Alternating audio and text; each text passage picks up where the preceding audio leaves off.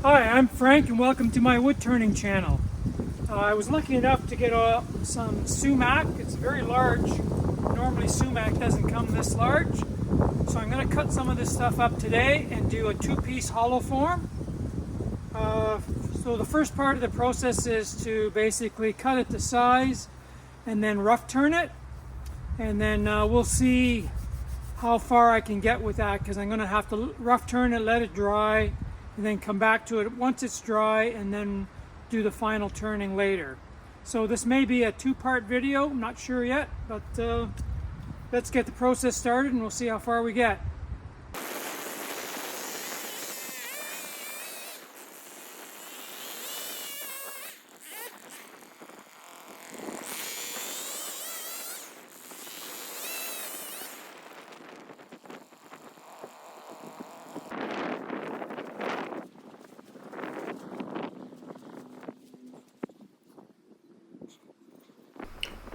When I can't get to the pieces right away, I do like to just coat them with end seal, and that way it'll prevent any cracking until I can get to them. In this case, it's just going to be a few days, but it's still worth being safe.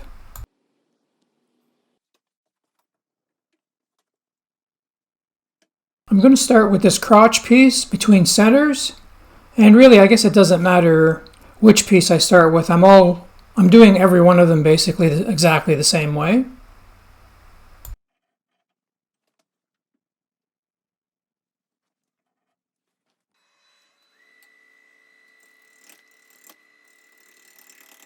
Now the grain is oriented here in the spindle direction, so I could use a spindle roughing gouge, but really at this size I prefer to use a little bit better tool. I use a 1/2 inch bowl gouge.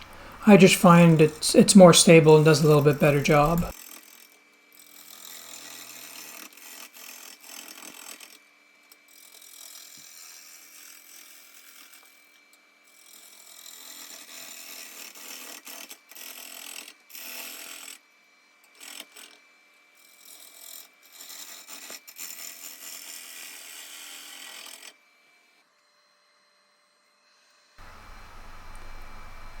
Now once I have some of the high spots taken off, I can now use the side of the tool. It's still a bevel rubbing cut, and it's very, very effective for taking a lot of material off quickly.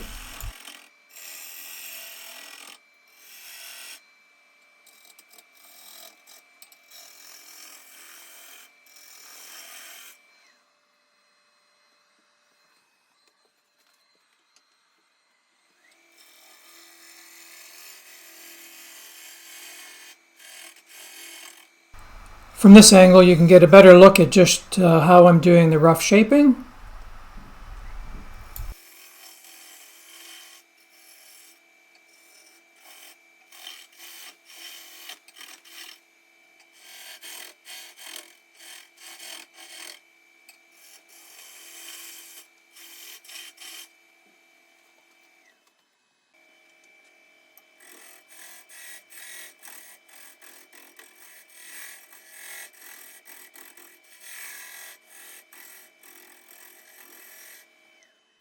And now that I've done some of the rough shaping, I want to establish a tenon on each side. So this is the top of the hollow form in this case, and I'm establishing a tenon here, and I'll do exactly the same thing on the base. Here we are, this is the base of the hollow form, and I'll establish a little bit larger tenon on the base typically because that's a little more material and it's a little further off the rest, so I always try to put a little bit larger tenon on the base.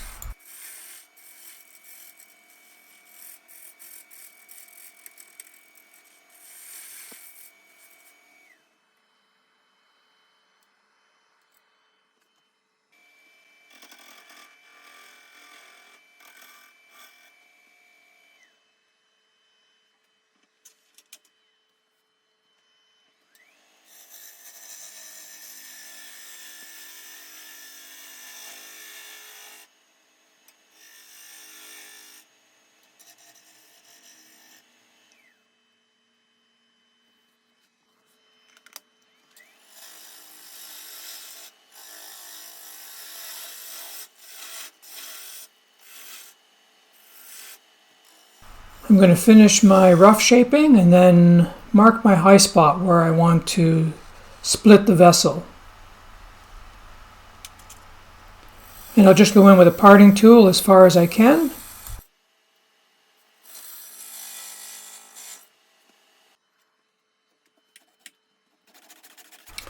And then next I just take a saw and saw through the rest of the piece.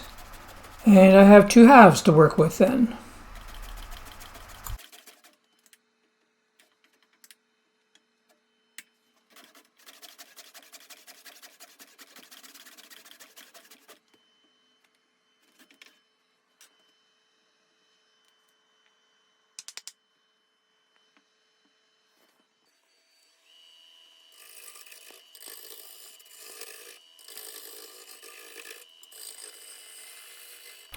Now I'm just quickly repeating the process on all the other logs, and in this case it's just a straight log. It's not a crotch area, but the process is exactly the same. I'm going to rough it out, establish a tenon on each side, and then mark the high spot and saw through it.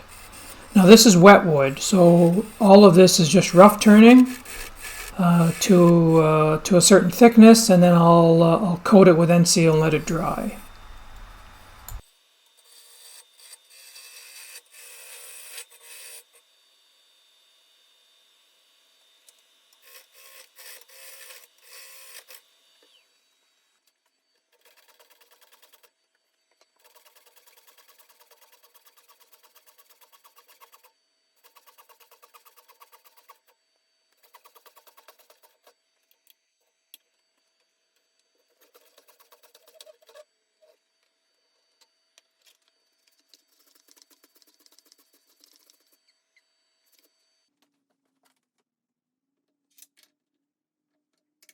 The next part of the process is to take each half and hollow it out.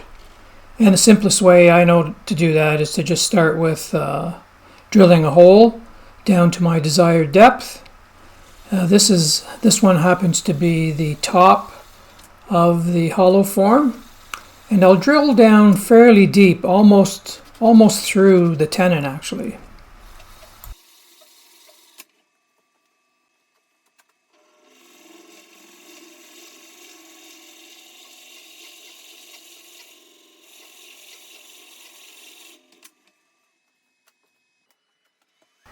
Now this is end grain, and there's a number of different ways you could hollow it out, but I find the simplest way, and I get a relatively clean cut, is just to use a bowl gouge and go from the inside out.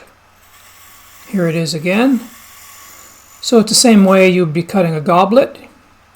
You don't want to typically cut into end grain, you don't get as good of a cut, so I'm going from inside to outside. And you'll see that I'm able to do most of it with the 5/8 inch bowl gouge.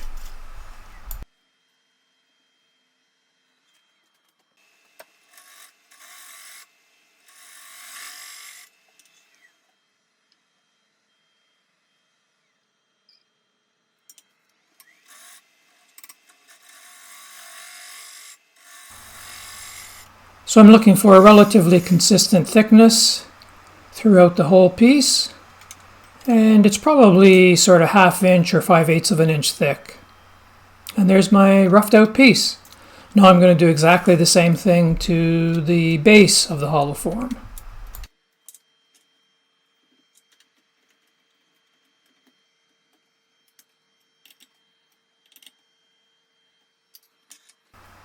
I guess in theory I could finish turn both the top and bottom at the wet stage and glue it together with something like CA glue. And I have tried that, but what I found is that you get distortion, and sometimes the glue actually cracks at the joint and the piece comes apart.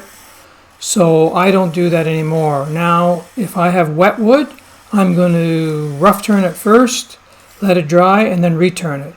If I have a dry piece of wood, though, I will go obviously right from the start right to the finish.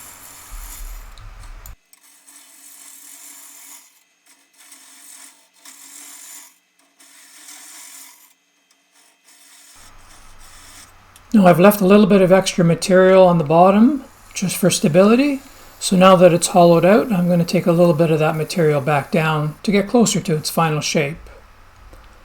Once everything is roughed out, then I'm going to coat the insides and the outsides with end seal. In this case, this is a PVA based end seal, not a wax based one. So I prefer that, particularly at the joint. I really don't want wax on the joint in between where it's going to be cleaned up later. So this PVA or glue based end seal does a nice job.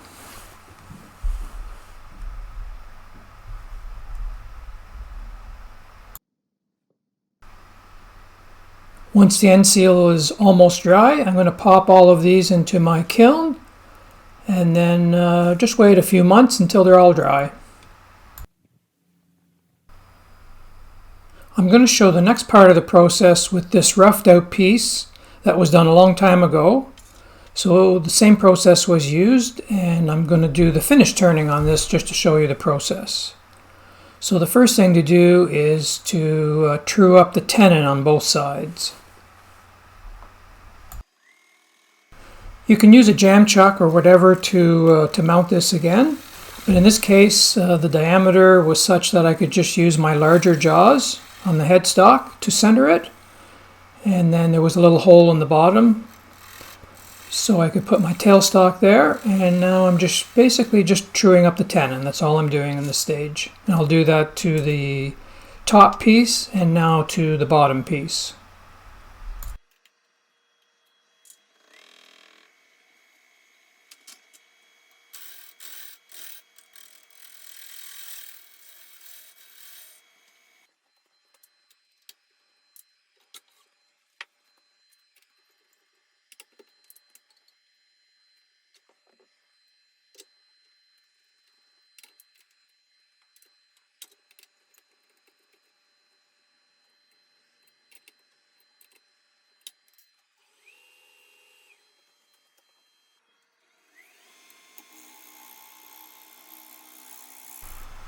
Once this is mounted, the first thing I want to do is just true up the outside surface so that it's running true.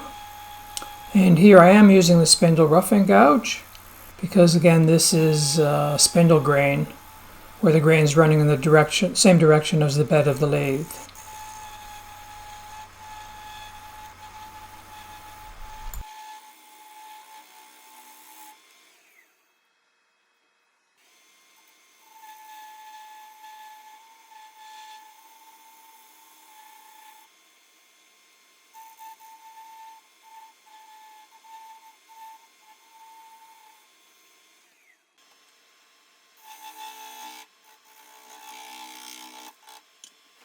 Once I have the outside looking the way I want, I'm now going to square off the end of this with just a combination of a spindle gouge and a skew to get a nice clean cut. And then I'm going to form a step in here because when I glue the top and bottom together, I don't want to just glue flat surfaces. I want a step joint or lap joint so that it's held a little bit better and there's more glue surface.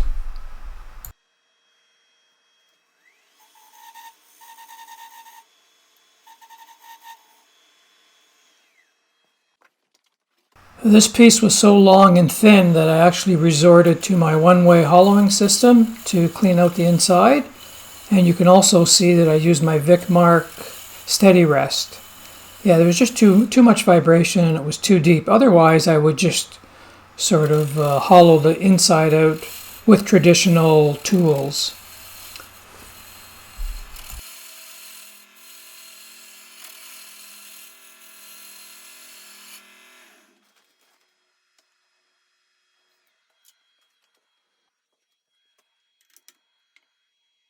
Once I have the top of the piece finished, I'm now going to do exactly the same thing to the bottom of the piece.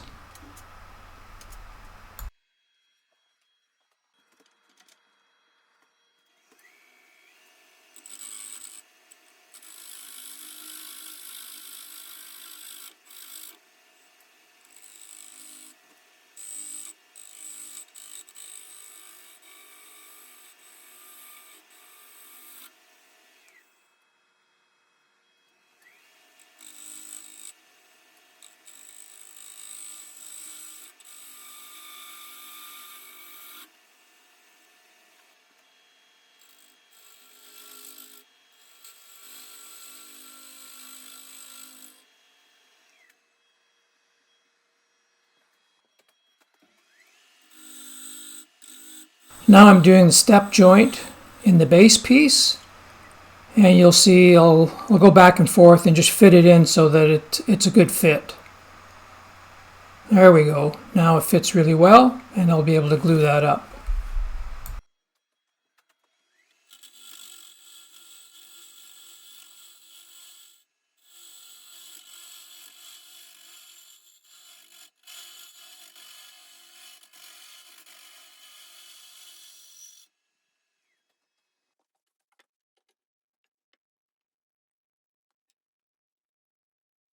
Now I'm just using carpenter's glue here. I prefer to use that, or you could use like a 5-minute or 15-minute epoxy.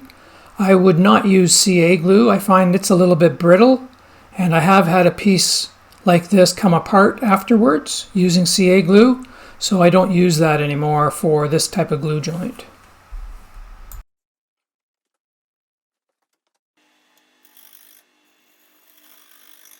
Now after the glue has dried, I'm now going to do the final shaping of the outside form.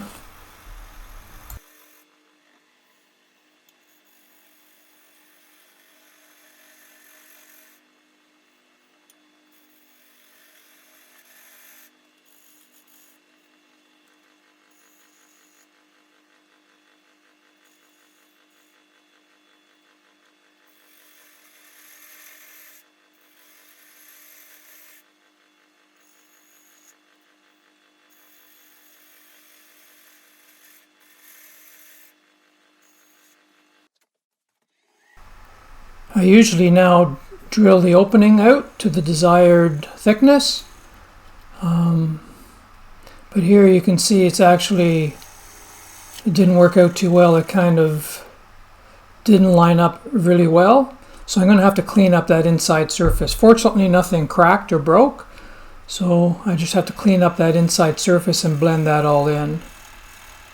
What happened was the inside hole from rough turning didn't line up exactly well with the drilling. But anyway, just a little bit of scraping and that cleans it up.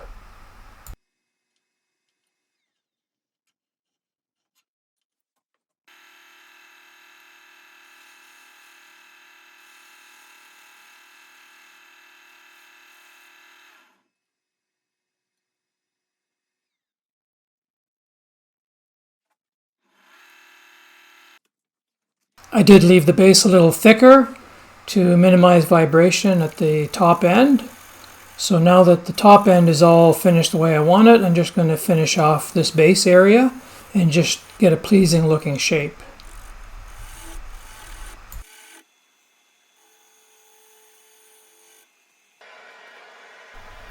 This piece was a little bit plain looking, so in the end I did actually add a little bit of dye, some red dye and some blue dye.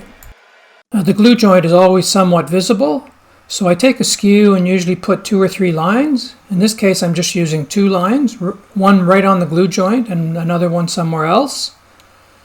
And for this particular piece I'm going to actually texture. Here you can see I'm just using a rotary tool to texture the surface in between the 2 lines. And then I'm going to apply a little bit of India ink.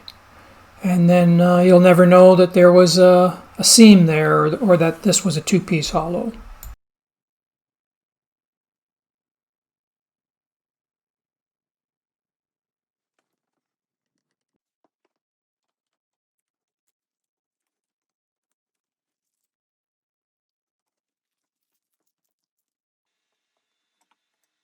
What I'm showing here is another piece that's dry and it's hollowed by more traditional techniques. So you don't need fancy hollowing tools here, particularly if you don't make your pieces too large.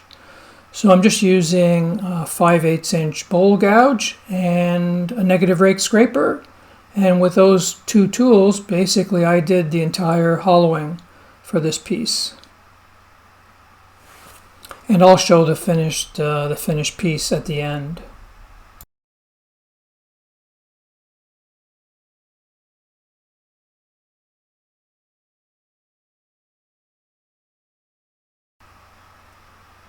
To take the tenon off the base of the piece, I typically will use a jam chuck of one sort or another. Sometimes I use the rubber chucky, but this one is very fragile near the opening. It's not very thick, so I've actually just turned a piece that fits right in there, and it won't put outside pressure on the piece. It basically just puts longitudinal pressure, so less chance of cracking the top end.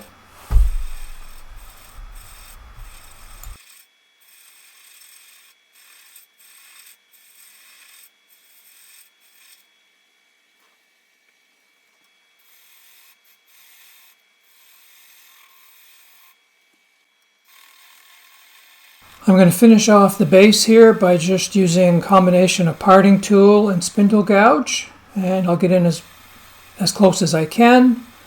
I'll sand the area and then remove the little nub and then resand it.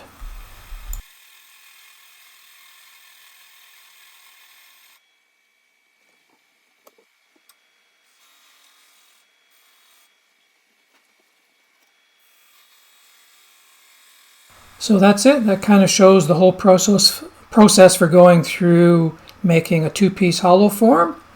A lot easier than doing the hollow form if you don't have hollowing tools.